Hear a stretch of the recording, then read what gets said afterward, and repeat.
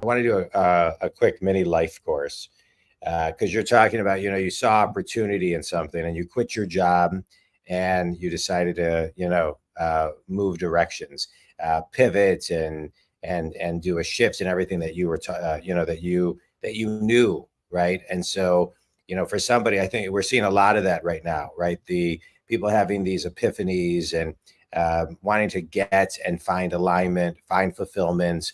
And once they find it, and they've hopefully, I think, community done their due diligence to know that actually it's a business that people will pay for and things of that nature. But diving in here, what are three pieces of advice that you would give someone who is, maybe in a position that they don't want to be in?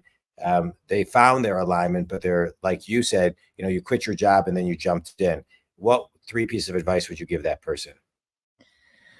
Man, by default, I just want to say education, education, education, because that's kind of the space I'm in. But, I mean, what I mean by that is, read, learn. There is so much more now for people to able to find, what kind of fits their needs, not only financially, but also what fits their backgrounds, what they have a passion about. And there can be an alignment. For many years, I thought you could either start a nonprofit and do a lot of good in the world, or you can make, millions of dollars and go down that road. There are combinations of businesses that are out there.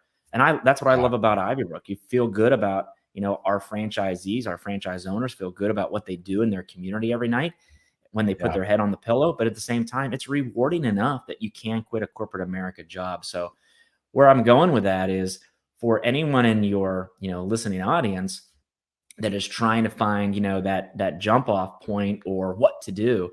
Why I say education so many times is online research, but the world of podcasts. I love podcasts. I binge on podcasts more than anything. And yesterday was the weekend, and I was telling my wife, I drove, 10 minutes to Lowe's, 10 minutes home, and in 20 minutes, like, I downloaded an amazing educational podcast. I'm nerdy because I love real estate. We've talked about that before. And I learn new tips and tricks every single time. If I have 20 minutes in a car, I would rather learn about something that is going to impact my life or my family's life or somebody else that I can pass on, rather than just, jam out to music. Now, don't get me wrong. I'm from the South. I love a good, Luke Combs country music song every once in a while. But at the same time, just the wealth of information that you can surround yourself with to learn more, to ask others about, is just endless. Great. All right. So education, education, education. What would number two be? Don't be afraid to ask. I think we've already conquered that before, right? Don't be afraid to ask others for advice. I think that, let's just talk about, if someone's thinking about being an entrepreneur, and I'll just use myself as an example. Maybe they want to run a preschool business.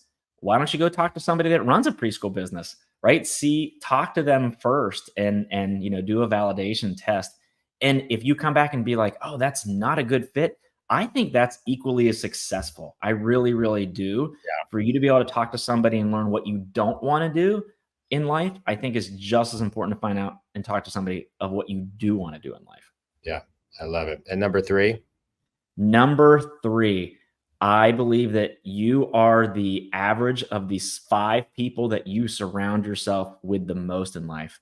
I thankfully have a brilliant, beautiful wife. That is definitely number one person. But the other 4 people really should be I'll call it your personal board of directors, and I bounce ideas off my friends, not my work colleagues. I love my work colleagues, but I think you have to have a great, firm sounding board to be able to run ideas off of people. And if you're getting negative feedback from the 5 people that you're surrounding yourself with the most, you might need to do a little bit of pruning and find some other people that might be able to help elevate your game. Yeah, those are great. Right. I mean, surround yourself with people, ask for help, and educate. I mean, all things I just want to point out, we have complete control over, and things that we can carve out time, prioritize, and do as we begin to make our decisions. So no, I think I appreciate that. That was great, Drew.